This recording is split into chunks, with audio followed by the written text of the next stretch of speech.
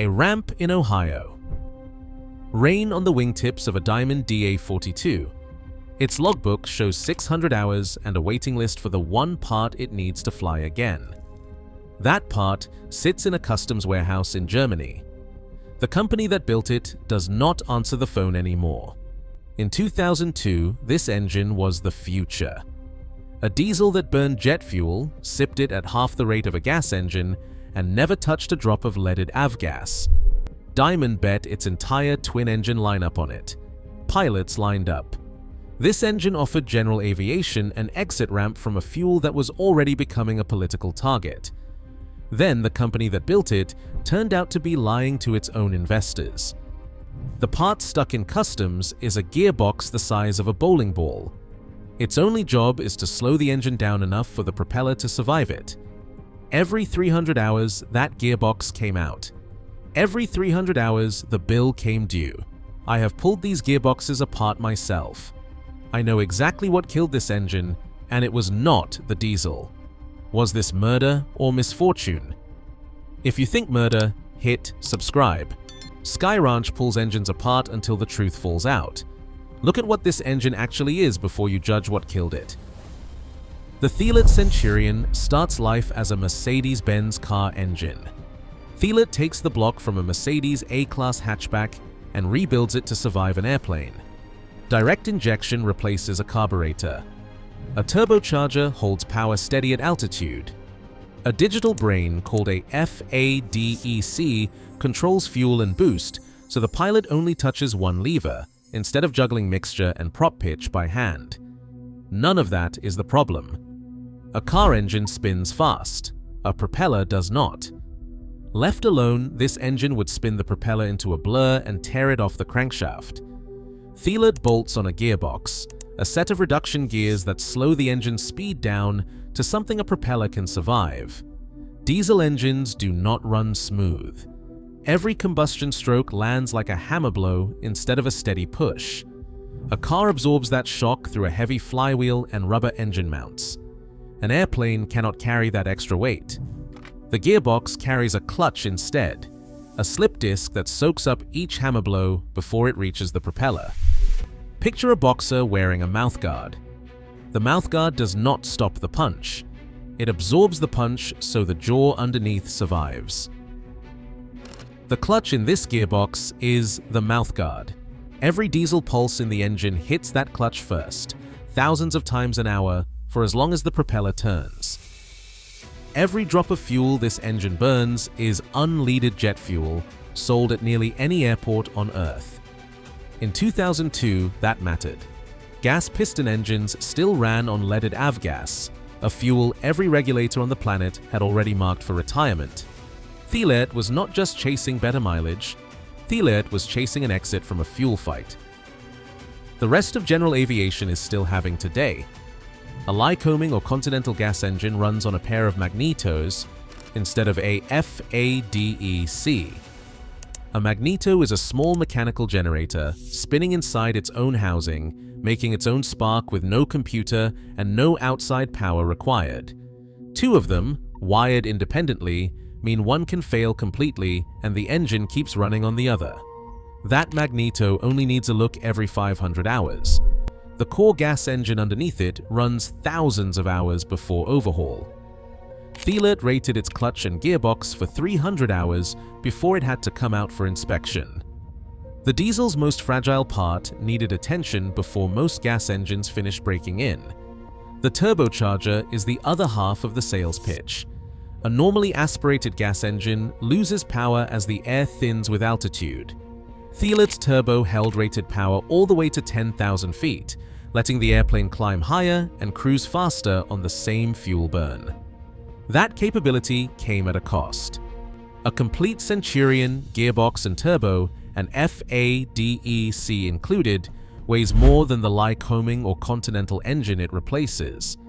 Owners accepted the extra weight because the fuel savings were supposed to pay for it many times over. The single lever control was the part pilots actually fell in love with. A Lycoming pilot juggles 3 separate controls in the pattern: throttle, propeller pitch, and fuel mixture, all adjusted by feel and cross-checked against gauges. Push the Thielert's one lever forward, and the FADEC sets fuel flow, boost, and propeller pitch by itself, at whatever combination keeps the engine inside its limits. Flight schools love that. A new student could not lean the engine into a stumble the way a distracted hand can lean a carbureted Lycoming into one. Every one of those advantages sat on top of a gearbox rated for 300 hours. By 2006, mechanics working these fleets already had a nickname for the 300-hour ritual. Pull the gearbox, ship it to Germany, wait, pay, repeat. That same year, an internal auditor sent a complaint to a prosecutor in Hamburg. The complaint said Thielert Aircraft Engines was writing invoices for sales that never happened, padding its books to keep its stock price up and its bank credit flowing. Investigators searched the company's offices and founder Frank Thielert's home in 2007. On March 6, 2008, a German court threw out the company's financial statements for 2003, 2004, and 2005, ruling them void.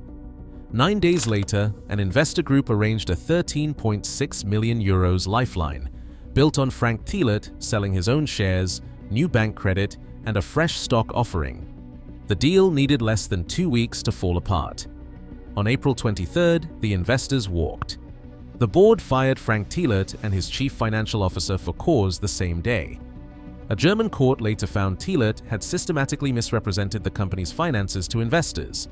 In 2016, that court sentenced him to 4 years in prison.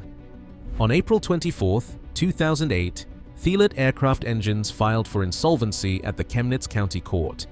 The European Aviation Safety Agency had already traced a string of in-flight shutdowns to cracked disc springs inside the clutch. The Federal Aviation Administration's own airworthiness record shows it opened its first emergency directive against that same clutch that November. Any engine still carrying the defective part could not fly again until mechanics replaced it. By November 2011, the FAA found 244 more clutch assemblies built with that same defect. It forced another mandatory replacement, citing EASA Airworthiness Directive 2010-0111-E as the root investigation behind it. A year later, regulators went after the FADEC itself, ordering operators to strip out every software version that could quietly cut engine power in flight. Over 5 years, regulators issued more than 20 separate directives against this one engine's clutch, gearbox, and control software. Each new directive superseded the last one, which meant the previous fix, officially, had not been enough. 20 directives in 5 years, never fixed for good. Would you have kept flying on this engine in April 2008? The clutch problem hit the fleet that needed it least. Diamond's DA42 Twin Star was Thielert's single biggest customer. By mid-2008, it held roughly 80% of the world's piston twin market. Every one of those twins ran on a Thielert diesel. Cessna had also been days from certifying its own diesel Skyhawk, the 172TD, built around this same engine, with production planned to ramp up the following year. Utah Valley State College ran 2 of the earliest DA42s through its flight training program, later adding 2 more to the fleet. By around 2,000 hours, one of those airplanes needed a full engine replacement for cracked cylinder heads. A second needed the cylinder heads replaced outright. The program director told an aviation reporter he still believed in the airframe. He also said the company building the engine had a great deal left to learn. When Thielert entered insolvency, the court-appointed administrator cancelled warranty coverage on parts already sold. Owners who needed a gearbox now paid full price up front, with no guarantee the part would ever ship. Independent trade analysis at the time found the new pricing raised total diesel operating costs roughly 6-fold overnight. One flight school owner running 2 converted Cessna 172s told the aviation press he would not wire another dollar to Germany for a part with no warranty behind it. In July 2008, Diamond suspended DA42 production outright. Cessna shelved its diesel Skyhawk program that same spring.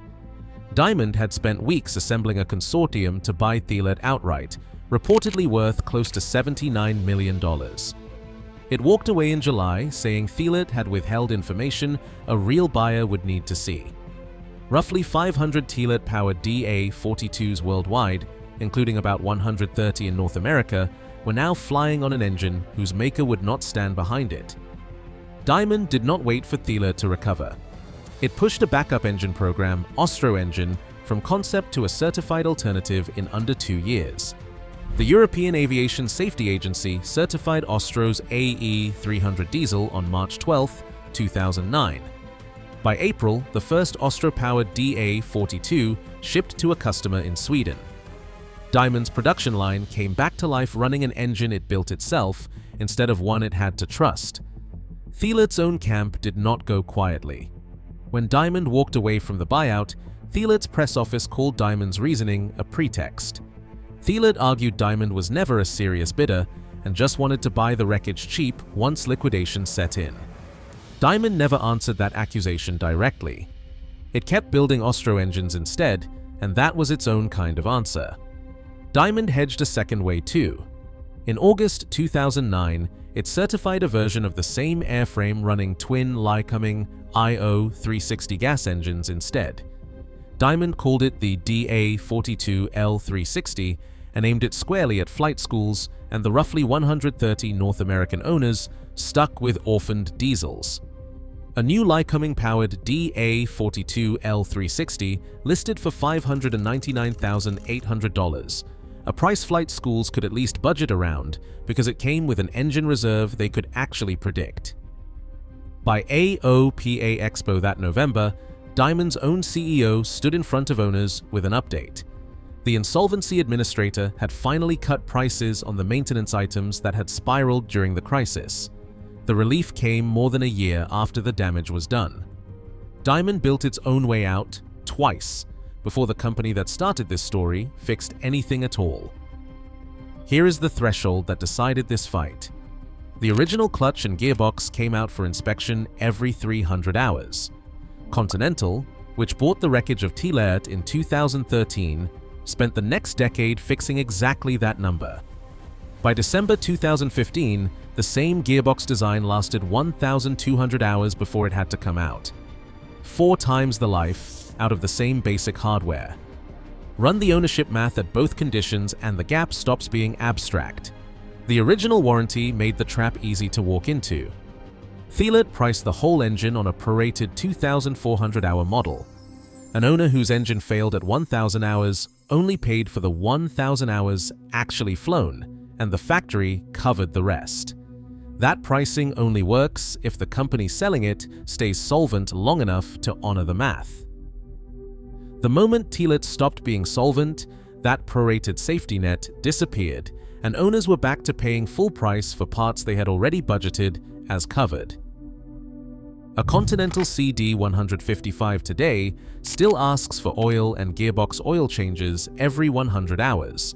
A full gearbox exchange comes due every 600 hours. A complete engine and motor mount swap comes due every 1,500 hours. That schedule is lighter than the original Thielert cadence. It is still a maintenance rhythm no Lycoming or Continental gas owner has ever had to learn. Some owners stopped waiting for a fix entirely. Re-engining a single D, A42 from twin Thielert diesels to twin Lycoming. IO360s cost $125,000 in parts and labor. That price landed on an airframe that was not worth much more than that to begin with. $125,000 to fix an airplane worth little more. That is the gap. 20 years later, the engine Thielert almost destroyed is still flying. A Chinese aerospace conglomerate, of all buyers, is the one that finally fixed it. Avgas Continental Motors acquired Thielert's wreckage in 2013 for a fraction of what Diamond once offered to pay for the whole company. Continental renamed the engines CD135 and CD155, kept the same Mercedes-derived hardware, and spent a decade doing the unglamorous work no bankruptcy administrator ever had an incentive to do. Continental's descendant of this same engine, the CD300, cleared FAA certification in July 2023 and crossed 10 million fleet flight hours that same year. In 2024, owners voted it the best diesel aircraft engine in general aviation. The technology worked. It always worked. What failed was the company standing behind it. The customers who trusted that company paid the bill for a decade before anyone else did. Continental's own reliability numbers for the CD135 and CD155 look strong, but that data comes from the company itself, not an independent audit. Trust the directive count, not the brochure. Somewhere in Europe, a stubborn handful of Thielert-powered airframes never got the Austro or Continental fix. They sit today the way that DA-42 sat on the ramp in Ohio, airworthy on paper, grounded by a part that costs more than sense allows. Diamond's DA-42 held 80% of the piston twin market once. That market share never fully came back, even after Austro and Continental both delivered engines that worked. Trust, once a fleet loses it over a gearbox, does not rebuild itself on a spec sheet. Here is my verdict from the hangar floor. The diesel was never the problem. The company selling it was. Every dollar and every grounded airframe in this story traces back to a balance sheet, not a crankshaft. Next time someone tells you a diesel airplane engine can't be trusted, ask them which decade they're talking about. The 2008 answer and the 2024 answer are not the same engine. The case underneath the FADEC still comes from the same Mercedes block that started this whole story. Everything Continental bolted around that block, they bolted on to fix what Thielert's bankruptcy left broken. Subscribe to Sky Ranch. I crack open the next one before it finds you. So tell me, straight, no hedging. Would you buy a used Thielert-era diesel twin today knowing this whole history, or does that gearbox interval keep it grounded for you? Pick one and say it below.